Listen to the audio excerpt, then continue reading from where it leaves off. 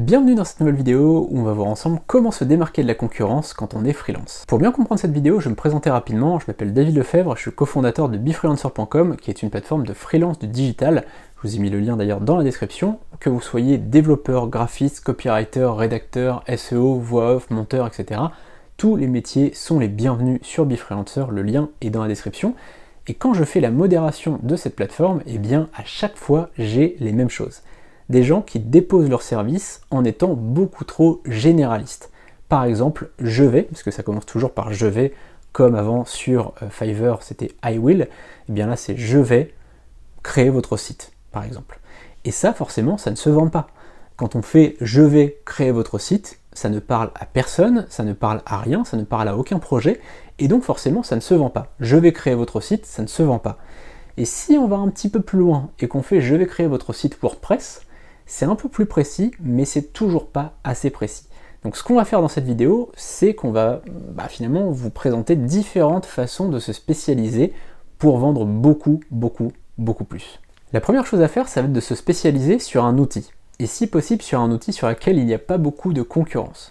Par exemple, si je prends WordPress, pour reprendre mon exemple, il y a beaucoup de concurrence, et donc on va plutôt aller sur Webflow, sur iMonSite, sur Wix, sur des CMS comme ça qui ont moins de concurrence.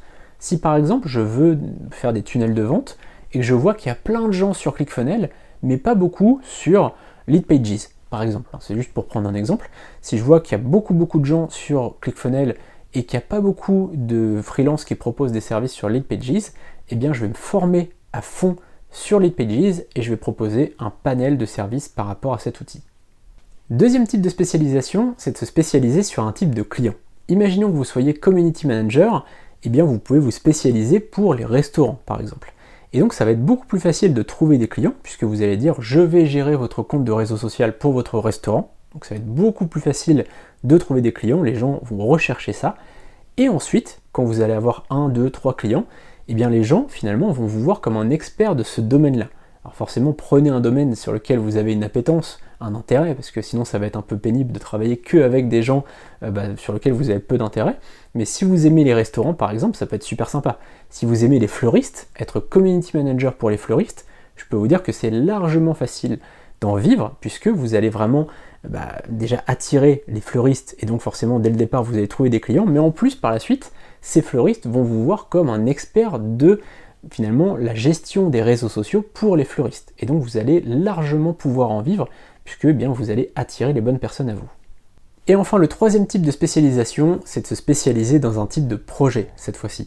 Imaginons que vous soyez développeur web, vous allez proposer une création de marketplace, par exemple. Vous êtes les seuls à proposer ça, ou en tout cas, il n'y en a pas beaucoup qui proposent de la création de marketplace. Si vous êtes graphiste, vous allez pouvoir proposer de la création de logos vintage, ou de la création de logos mascotte. Vous allez être parmi les seuls à proposer ça. Et donc quand les gens vont taper création de mascotte, création de logo mascotte, eh bien ils vont avoir finalement des gens qui vont proposer des créations de logos dans d'autres styles finalement, et ils vont vous voir vous avec de la création de logo mascotte. Et donc si vous proposez même un prix plus élevé, finalement c'est pas un problème, puisqu'ils vont vous voir vous comme un expert de ce type de projet-là, et donc finalement vous allez ressortir du lot. Et si en plus de ça vous avez une double spécialisation, par exemple création de marketplace ou e-commerce, et là vous avez tout gagné, puisque vous êtes tellement précis que les gens vous trouveront uniquement vous, et donc vous pourrez mettre des prix beaucoup plus élevés. Voilà, c'est la fin de cette vidéo, n'hésitez pas à vous abonner et à activer la cloche pour ne rien manquer des prochains contenus, et à aller voir befreelancer.com, le lien est dans la description. Si vous recherchez des missions freelance aujourd'hui, vous allez certainement en trouver en déposant vos services sur Befreelancer. A très bientôt, salut.